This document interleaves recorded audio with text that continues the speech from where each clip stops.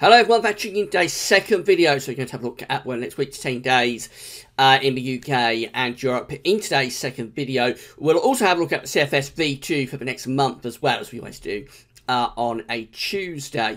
Today's first video dealt completely with Hurricane Irma and what's going on in the tropics, and explain perhaps some of the reasons why having such an active hurricane season this year. So I'll let you check out the first video, which is here on the homepage. Just scroll down the page a little bit and you'll find it above the polling count. Now, I've got a little bit more on the situation is changing by the hour, seemingly, at the moment. So there has been more news since the first video, but I've got to bring you up to date with, and I promise I'll crack on with the UK's weather. So this is the latest in the tropics. This is from the National Hurricane Centre. You can find a link to the National Hurricane Centre on the links page. Now, this area just here, on the first video, that X was coloured orange, which was a 40 to 60% chance of developing into a tropical storm or hurricane. That has now been upgraded to over 80% chance, but it's going to do something within the next 48 hours, develop into a tropical storm. There's a 60 to 80% chance of that happening within the next 48 hours. So I think this is going to be our next storm, which will be named Jose, probably in the next couple of days. And there's also been news about Irma as well. That's Hurricane Irma, of course. When I did the first video, that was Category 4. That has now been upgraded to a Category 5 hurricane as it starts to move in towards the Caribbean island islands. Category 5 is as strong as we can go. So Hurricane Irma, I say it's a Category 5 hurricane. It's got sustained winds of 175 miles per hour, maximum sustained winds 175 miles per hour. Its central pressure is 929 millibars, probably going to get lower than that. And gusts of wind with this, now it's Category 5, are likely to be going over 200 miles an hour, possibly 205, 210 miles an hour as it moves into the Caribbean. So a devastating hurricane. Now it's as strong as it can get. It's bearing down on the Caribbean. And unfortunately, there is going to be some really devastating weather coming up through the rest of the week. The track of Irma is very similar to how it was in the first update, so that hasn't changed. So moving into the Caribbean islands now, this current position of Category 5 Hurricane Irma is going to be heading into the Caribbean, Dominican Republic, Haiti just there, and then on through the British Virgin Islands towards the Bahamas and Cuba there by the weekend, and then possibly it's going to do a curve northwards and hit Florida later in the weekend. Want to know more about all of this, and do please check out today's first video. But I just had to bring you up to date on the fact that he's now a Category 5, dangerous, deadly Category 5 hurricane. Right, let's get back to the UK, and we're going to have a look at the GFS temperature and precipitation ensembles for Leeds. Today, I'd like to change these places over. So we're looking at the upper air temperature and precipitation ensembles for Leeds. The red line here is a 30-year upper air temperature average for Leeds. And you can see that we are still quite warm at the moment. It's a little bit warmer than average and fairly muggy too. In the next 24 hours, it's going to be freshening up. And then really beyond that, into middle part of September, that's this period just here, we're staying generally a little bit on the cooler than average side. Later in the month, possibly seeing some signs of a bit of a lift up in temperatures. A lot of scatter in with that, though, you would have to say. Overall, fairly cool looking temperatures, really, at least until the middle of September, and a lot of rainfall spikes. I'm sure you've not these haven't got a notice. So quite a bit of rainfall coming up today, and they've got more coming up later in the week, particularly into the weekend and next week, looking very wet at times. and really even into the end of the ensemble this period just here, which is a very long way away, of course. Plenty of rainfall spikes still coming through there. So you have to say it does look as though we might be in for a little bit of a deluge, really, in this September, which is very unusual because we have had a lot of dry Septembers over the past years. You have to go right way back to the year 2000, which had a phenomenally wet autumn, but right way back to the year 2000 to find a notably wet September. So if this is going to turn into a notably wet September, and we aren't there yet, we can't say that that's what's going to happen, but if it was to, then, I mean, we have waited a long time for it. To have a look at the surface temperatures and air pressure for Leeds. So again, this is in a sort of ensemble form. You can see that at the moment we are, well, we're under 20 degrees, so even today, when it's a bit warmer than average, it's not that warm, really. And then over the next few days, this is 15 degrees Celsius just here, which is, I would think, probably a little bit cooler than average, really, as the maximum temperature in Leeds in the first half of September. But through the next few days, generally staying at or under 15 degrees Celsius, with the temperatures right way through to the middle part of September. Possibly in the second half month, signs of lifting those temperatures up a little bit. Not going back to 20 degrees, but possibly going up to above 15 degrees Celsius as our maximum temperature in Leeds in the second half of the month. Some quite chilly nights coming up as well. So you'll notice there is a bit of a decline in the minimum temperatures on this graph, going down to around 5 degrees with several ensemble members as we get through into the middle part of September. So generally the outlook is cool, I think, going up to middle part of September anyway, and fairly low pressure as well. So this is where we're starting off at, with pretty low pressure at 1010 millibars. It looks like the next 24 hours will lift the pressure up a little bit, but then you'll notice a real drop in pressure takes place at the end of the week and into the weekend when we go down close to 990 millibars. That's proper low pressure. Next week, a bit of a recovery, but still relatively low pressure, really, at 1010.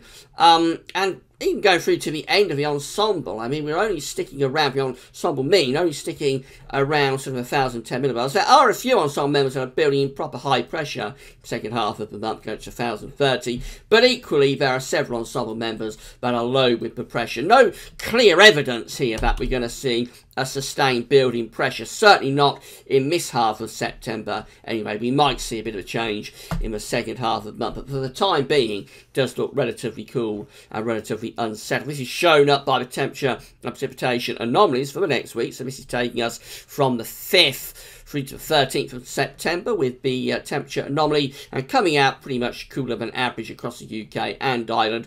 We're not alone. France is coming out cooler than average as well. The warmth, the heat, is in the east and the southeast of Europe for the next week. The precipitation anomaly is coming out average to wetter than average through many parts of the UK. So it looks cool and it looks unsettled in the week ahead, to say the least.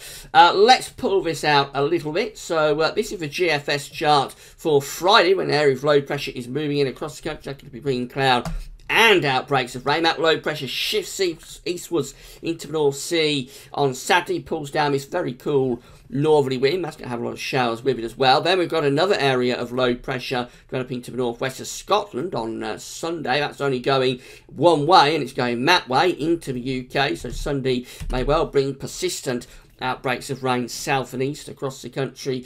That low pressure clears away into the North Sea again on Monday and returns the winds back into the north. Notice the jet stream, which is indicated by the black line here, the thick black line. Notice that is on a northwest southeast trajectory, and I spoke about this yesterday. You have got a little bit of high pressure nosing out of the Arctic to our very far north, which is really unusual for September. September is not a month that you associate particularly with northern blocking, but we have got a little bit there in the early part of next week. And all this is forcing these areas of low pressure northwest to southeast. So not only is it unsettled, we're also on the cooler side of the jet stream as well.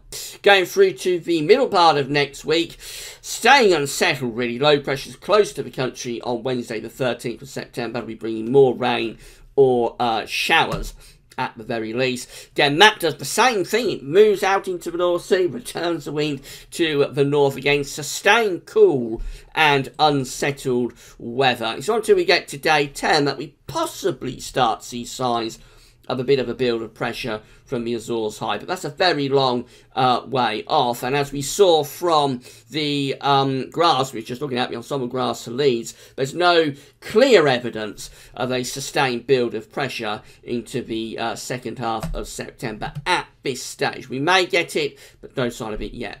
ECWF looking like this, so very unsettled on Saturday. Low pressure to our east, bringing in this cool and showery northwesterly wind. Here comes that next area of low pressure for Sunday. That's moving southeast down across the country, so we go through to Monday the 11th of September, and deep area of low pressure, really autumnal low, sat over top of the country. That'll be bringing heavy rain, and you'll notice isobars are quite tightly packed. I haven't spoken about this, but it could well get quite windy as well through the first half of next week, possibly with our first gales of the autumn.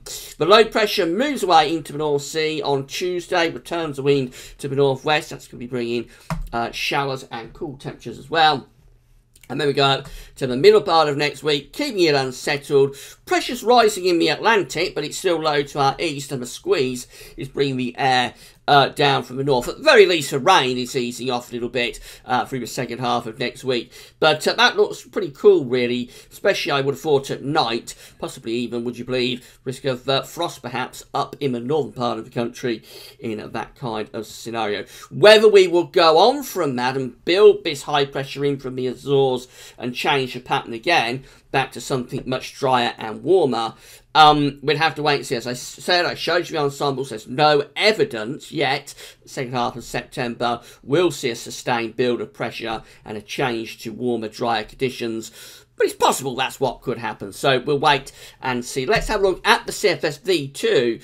Finally, see what that is showing for the next month. These are the 500 millibar heights broken down into weekly periods. The first week period going from the 5th through to the 11th of September. We've already seen the charts of this period, so we know it's going to be very unsettled. Low pressure is centred over the country. We've got the ridge out in the middle of the Atlantic, and we're setting up a jet stream on a northwest-southeast trajectory. So it's going to be cool. It's going to be unsettled in the week ahead. And no real change, actually, as we go through to week 2, which is the 12th through to the 18th of September. The trough of low pressure is over and to the east of the country. The ridge is out through the Atlantic, a proper mid-Atlantic ridge, and the upshot is that we're doing something like that with flow and jet stream. We remain on the cool side of the jet with that trough of low pressure. Does look very unsettled.